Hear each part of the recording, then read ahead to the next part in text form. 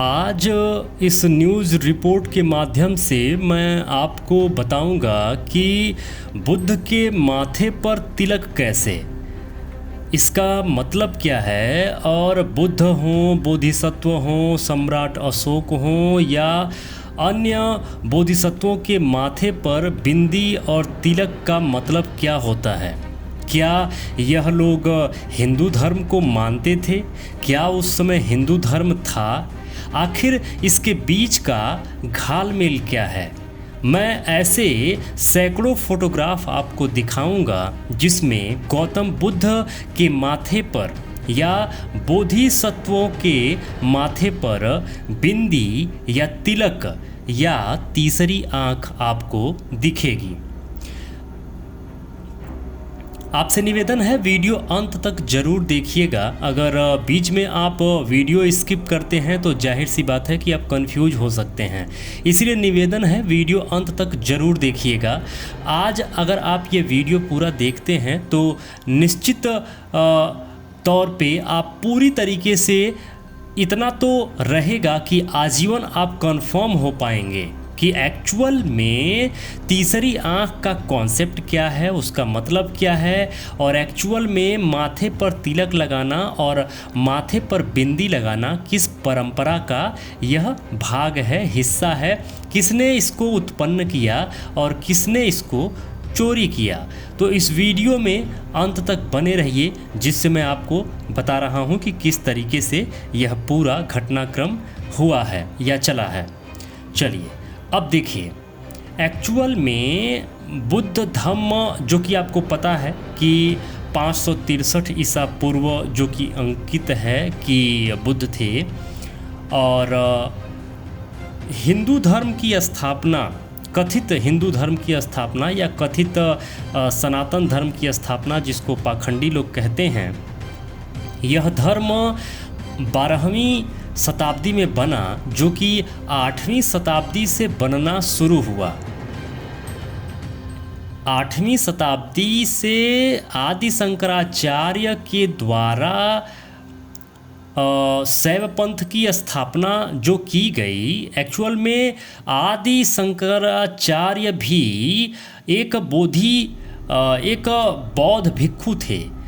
Actual में होता क्या था कि जो भी बौद्ध भिक्षु ज्ञान को, बुद्ध धर्म के ज्ञान को बहुत बखूबी अर्जित कर लेता था, तो महायान और वज्रयान, इन दोनों शाखाओं में तो वह अपने एक अपनी अलग दिशा बनाता था, एक अलग यान बनाता था, जिसमें इसी क्रम में जैसे बुद्ध धर्म में 2 शाखाएं बटी। पहला हीनयान यानी जिसको थेरवाद कहा जाता है, और दूसरा महायान। तो महायान में ही एक और शाखा बना जिसको वज्रयान कहा जाता है। वज्रयान में ही एक और शाखा बना जिसको तंत्रयान कहा जाता है। तंत्रयान में ही एक और शाखा बना जिसको मंत्रयान कहा जाता है। ऐसे ऐसे ही जो भी बोधिसत्व या बौद्ध भिक्षु या अरहत जब ज्ञान की उस पराकाष्ठा को पार कर लेते थे, तो वह अपना अलग एक एक रास्ता बनाते थे। उसी रास्ते को आदि शंकराचार्य, जो आदि शंकर थे, ये जो बौद्ध भिक्षु थे, इन्होंने एक अलग पंथ अपना बनाया जिसको शैव पंथ कहा जाता है, और वह चलने लगा, अच्छा खासा चल रहा था।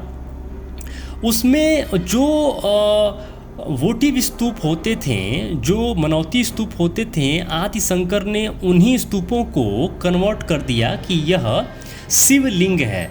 यह पूरा कॉन्सेप्ट अगर आपको समझना है या जानना है तो आप इस चैनल पे जो अन्य वीडियोज़ लगे हैं आप जाकर ज़रूर देखिएगा। आप बहुत बखूबी समझ पाएंगे कि कैसे ये सारा घटनाक्रम घटा है। खैर, इस वीडियो में चर्चा हम करेंगे तिलक के ऊपर। तो मैं बस इतना कहना चाह रहा था कि जो सनातन, कथित जो हिंदुओं का सनातन धर्म है, ये जो 8वीं शताब्दी से आदि शंकर के द्वारा बनना शुरू हुआ और ये विकृत होकर हिंदू धर्म में कन्वर्ट हो गया। 13वीं शताब्दी में लगभग यह पूर्णतः कन्वर्ट हो चुका था। तो यह मैं इसको यहाँ पे स्टॉप करता हूँ। यह घटनाक्रम और यह जानकारी के लिए बहुत सारे वीडियोस मैं इस चैनल पे बनाया हुआ हूँ, बहुत सारा न्यूज़ रिपोर्ट कवर किया गया है, आप जाकर ज़रूर देखिएगा। आज हम बात करेंगे कि यह जो तिलक है या बिंदी है, यह माथे पर, इसका मतलब क्या है। तो 563 ईसा पूर्व बुद्ध थे और 8वीं शताब्दी में सनातन या हिंदू धर्म का शुरुआत हुआ, जो 13वीं शताब्दी में लगभग पूर्णतः बना। अब कॉन्सेप्ट को चोरी कैसे किया गया। एक्चुअल में बुद्ध का जब बुद्धत्व की प्राप्ति हुई थी बुद्ध को, तो इसको कहा जाता था ज्ञान चक्षु, मतलब कि बुद्ध के दो भौहों के बीच एक प्रकाश पुंज जैसा माथे पर बना था, ऐसा जातक कथाओं में लिखा हुआ है। अब आप इसको देखेंगे तो यहाँ पे आपको ये देखिए, यह आपको तीसरी आँख दिखाई देगी, यह बोधिसत्व हैं और तीसरी आँख आपको दिखाई, यहाँ भी देखिए तीसरी आँख आपको दिखाई दे रही है। तो यह सिंबल होता था कि वह लोग जो ज्ञान की उस सीमा को प्राप्त कर लिए हैं, जो बोधिसत्व हो चुके हैं, जिन्होंने वह ज्ञान प्राप्त किया है। एक्चुअल में यह बुद्ध के लिए इस्तेमाल किया जाता था, और क्योंकि बुद्ध के माथे पर बीच में एक प्रकाश पुंज जैसा तेज दिखता था, उसी को मूर्तियों में दर्शाने के लिए, दिखाने के लिए बिंदी या फिर इस ज्ञान चक्षु को दिखाया जाता है। मन की शक्तियों से किसी भी चीज़ को समझ पाना, जान पाना, बुद्धिज्म में यह चीज़ दिखाया या दर्शाया जाता है। अब देखिए ना, क्रमबद्ध मैं आपको दिखाने का कोशिश कर रहा हूँ, बहुत सारा फोटोग्राफ दिखाता हूँ जिसमें आप यहाँ देख पाएंगे। यह देखिए बोधिसत्व के माथे पर बिंदी, यह देखिए अवलोकितेश्वर बोधिसत्व के माथे पर तीसरी आँख, यहाँ पर देखिए अवलोकितेश्वर बोधिसत्व के माथे पर एक बिंदी, यहाँ पर बुद्ध के माथे पर, यहाँ पे आप सम्राट अशोक के माथे पर देख सकते हैं एक उसड़ीस, जिसे तिलक कहा जाता है, अब उसको पाली में उसड़ीस कहा जाता था। तो आप देख पा रहे होंगे पाली भाषा में उसको उड्डा भी कहा जाता था, उड्डा। तो आपको मैं, अच्छा यहाँ पे देखिए यह बोधिसत्व तारा है, और बोधिसत्व तारा के माथे पर भी यहाँ पे आपको तीसरी आँख दिखाई दे रही होगी। यह स्वयं बुद्ध के माथे पर आप यहाँ पे यह उसड़ीस देख सकते हैं, यह तिलक या बिंदी देख सकते हैं। यह अवलोकितेश्वर बुद्ध हैं, इनके माथे पर भी आप देख सकते हैं, यहाँ भी देख सकते हैं। बहुत सारे फोटोग्राफ मैं आपको दिखाते जा रहा हूँ, इन सब में आपको दिखेगा कि बुद्ध के माथे पर, गौतम बुद्ध के माथे पर आप देख पाए होंगे कि यह उसड़ीस होता है। और यह जो बगल में मूर्ति बनती है ना, अभी मैं कोई ना कोई फोटोग्राफ आएगा तो मैं आपको दिखाऊंगा। यह बुद्ध धर्म के एक देवता हैं जिनको कहा जाता है यक्ष। यह एक बोधिसत्व हैं, इनको यक्ष कहा जाता है। तो अभी कोई ना कोई फोटोग्राफ मैं दिखाऊंगा तो आप समझ पाएंगे। यहाँ क्रमबद्ध आप देख सकते हैं, यहाँ पे सम्राट अशोक के भी माथे पर यहाँ दर्शाया गया है, दिखाया गया है। जितने भी फोटोग्राफ मैं दिखा रहा हूँ, यह देखिए सम्राट अशोक के माथे पे भी ये बिंदी यानी उसड़ीस यानी तिलक यह दिखाया गया है। यह बौद्ध परंपरा है, और सम्राट अशोक तो अपने माथे पर भी बुद्ध को सम्मान देते थे, स्थान देते थे। यह महान बौद्ध विरासत है। यहाँ पर देखिए, यहाँ ये जो चार मुखी बुद्ध हैं, तो इनके भी माथे पर देखिए आपको उसड़ीस दिख रहा होगा। यह बोधिसत्व मंजूश्री हैं, मंजूश्री के माथे पर भी देखिए यहाँ पे बिंदी आपको दिख रही होगी। आप यहाँ पे सम्राट अशोक को देखिए, सम्राट अशोक के बहुत सारे मूर्तियों को मैं दिखा रहा हूँ, और यहाँ पर देखिए, यहाँ पर देखिए, यहाँ पर देखिए, यहाँ पर देखिए, यहाँ पर देखिए, ये सभी सम्राट अशोक के मूर्तियाँ हैं। सम्राट अशोक की मूर्तियों पर भी आप तिलक या इस तरह के उसड़ीस आप देख पाएंगे, जो कि बुद्ध धर्म में इसका बड़ा महत्व था। लेकिन आज यह पाखंडवादियों ने इसको किस तरीके से विकृत कर दिया है। यहाँ पे आप देख पा रहे होंगे यह भी एक बोधिसत्व हैं और इनके माथे पर उसीस बना हुआ है।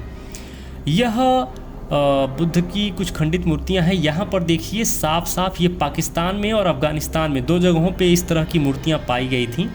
साफ साफ आप उसीस यानी तिलक देख सकते हैं। यह गोलाकार भी लगता है और यह लंबा भी लगता है। लंबा इसलिए लगाया जाता था कि लोगों को लगता था कि एक अग्नि जैसा बुद्ध के माथे पर रहता है। तो अग्नि जिस तरीके से प्रज्वलित होती है, नीचे चौड़ा और ऊपर पतला होता जाता है, इसी प्रकार का प्रतीक चिन्ह बुद्ध के मूर्तियों के माथे पर बनाया जाने लगा। और ज्ञान चक्षु का उपयोग इसलिए होता था कि बुद्ध को मन की आँखों से देखने और समझने की शक्ति प्राप्त थी। मतलब वो बंद आँखों से भी बहुत सारी चीज़ों को समझ जाते थे, जान जाते थे। यह इस पावर को इंगित करने के लिए इस ज्ञान चक्षु, यहाँ पे मैं आपको बता रहा था ना, यह यक्ष हैं, बुद्ध धम्म के एक बोधिसत्व यक्ष हैं। अब यक्ष ये मत कह दीजिएगा कि यह कोई हिंदू या फिर पाखंडियों की देवी देवता हैं। मैं उसका प्रूफ भी आपको नीचे दिखा दे रहा हूँ। यहाँ जब आएंगे तो देखिए यह यक्ष भी, यक्ष पाली भाषा में कहा जाता है और संस्कृत और हिंदी में कहेंगे तो वही चीज़ यक्ष हो जाता है। तो ये यक्ष हैं।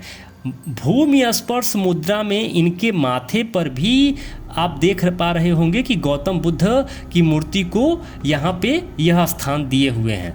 और इनकी तीसरी आंख देखिए यहाँ पे आपको दिखाई दे रही होगी। यह भी यक्ष हैं, यह भी बोधिसत्व हैं और तीसरी आंख भी है। और ऊपर देखेंगे तो भूमि स्पर्श मुद्रा में गौतम बुद्ध को आप यहाँ देख पा रहे होंगे।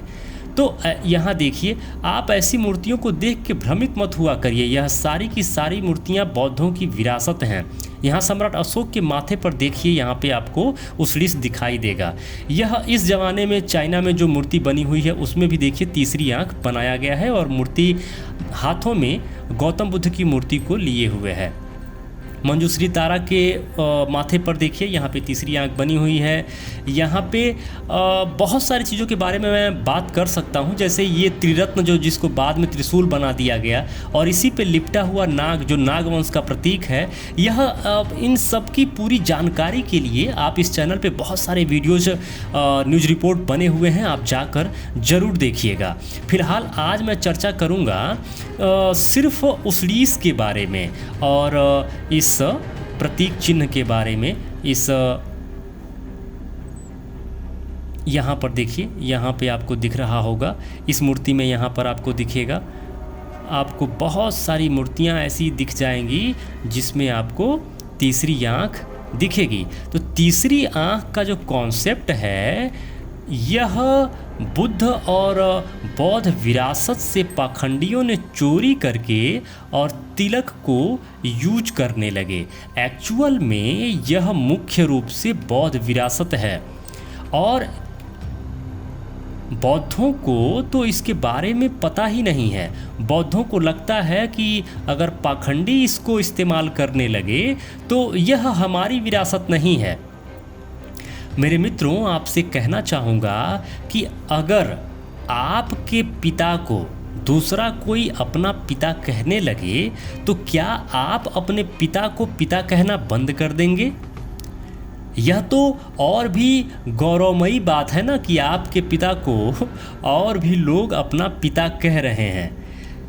तो जो आपकी विरासत है मेरे बौद्ध मित्रों, जो हमारी विरासत है यह हमें मांगना नहीं है, यह हमें सीधे सीधे छीन लेना है।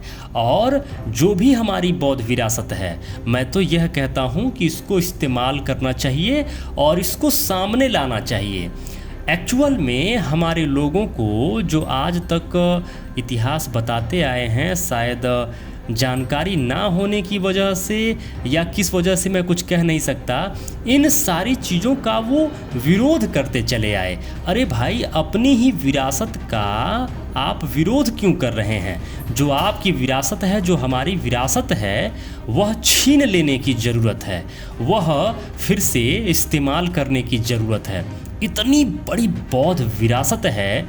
मैं आज बुद्ध को और बुद्ध धम्म को पिछले 8 सालों से दिन रात पढ़ने और समझने का कोशिश कर रहा हूँ, लेकिन जितना मैं पढ़ता जा रहा हूँ, समझता जा रहा हूँ, उतना ही बुद्ध धम्म इतना गहरा ज्ञान का सागर कि जितना जानते जाओ उतना और जानने के लिए बचा रह जाता है। और लोगों को लगता है कि बुद्ध धम्म इतना संकुचित है, छोटा है।